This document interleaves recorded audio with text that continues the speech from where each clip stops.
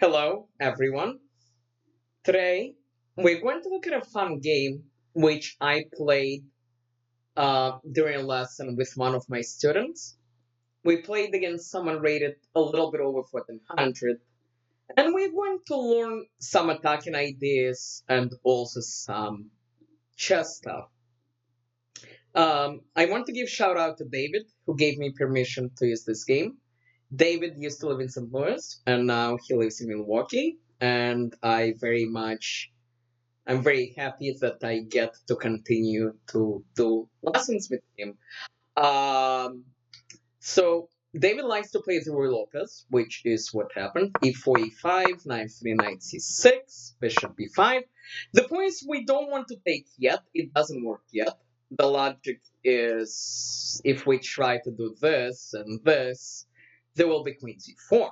However, at some point this might work. For example, if we were to play d3 uh, and then do that, for example. And in general, there is a bit of pressure on this knight. Black plays a move which is a little bit unusual. Bishop d6. It defends the pawn. The downside, of course, is this bishop has some issues coming into the game. However, if we were to take now and black takes back, this bishop can come and the queen kind of gets aligned. So taking this knight now does not make a lot of sense. So we simply castle. Black attacked our pawn. We defended. The reason behind this move instead of, let's say, d3 or knight c3 is that white wants to play c3, d4. And the point is, if we play d3, it takes an extra move to play d4. D4 right now, it's actually an interesting idea because black king is still in the middle. If we play d4, uh, we might try to open up the king. Okay, but we played rook e1. Black attacked the knight. Um, we dropped our bishop back. Let's see what move are we on. We move 6. And black played this move, attacking our bishop. So the there are two moves which look logical. If we move the bishop to b3, black can trade off his knight, and then black has the two bishops. By dropping our bishop back to f1, we make an argument that this knight does not make a lot of sense. The bishop will come back into the game again, and we're getting ready to do things in the middle of the board. Black plays b5. He needs to bring this bishop into the game. And we play d4. And the logic is, of course, is if black takes, we do not have to take back. This is how a lot of people operate, by the way. When someone takes, they automatically take back. There is a better move here for white. I will not pause. This is something that all of you know. After takes, white will play pawn e5 and simply fork this to pieces, which is why black plays queen e7, which makes sense because A, it double defends this, and B, the queen here makes a little bit more sense. We play knight c3 right away. A more interesting move could be something like knight h4, actually. And the point of knight h4 is to put this knight on f5 with some interesting possibilities. In fact, in a lot of games with both e4 and even g4 openings, it's a good idea to get your knight to the f5 square. Okay, knight c3 makes perfect sense though. It develops the knight. Black plays c6, which, I mean, It's a chess move. I don't know how great it is. And we ended up taking. Again, an argument can be made. Um, an argument can be. Well, one thing it does, I guess, is white possibly had some ideas of bishop here, knight here. So it deals with that, but it's a very slow move. Okay, we took. Black took back. And the reason why we did this, we simply play a 4 with tempo. And the point is, this king is still in the middle. This knight is off sides. These three guys are not playing chess yet. So we want to try to do things as fast as possible before our opponent can solve all his problems. Of course, queen c5, bishop e3. And here our opponent decides uh, to cause trouble. And we decided to see if we can get this queen in here. Probably going here is not so great for black, and we will see why. It might make more sense to just go back, and white, of course, is better. White is better developed, has more space. Black knight is on a5. Black bishop is blocked by his pawns. But that's probably a better move. The problem is, at first glance, it looks like this queen makes a lot of sense. It's up, black is up a pawn, he's attacking the knight. But then if you look carefully again, black is not developed, his king is here. And so we actually just simply sacrifice our knight. The point is if he takes, we take back, we take this knight, and we open up the rook on the king. And there's some discovery ideas. So, for example, let's say black grabs this pawn. We can just play bishop d4, open up the rook.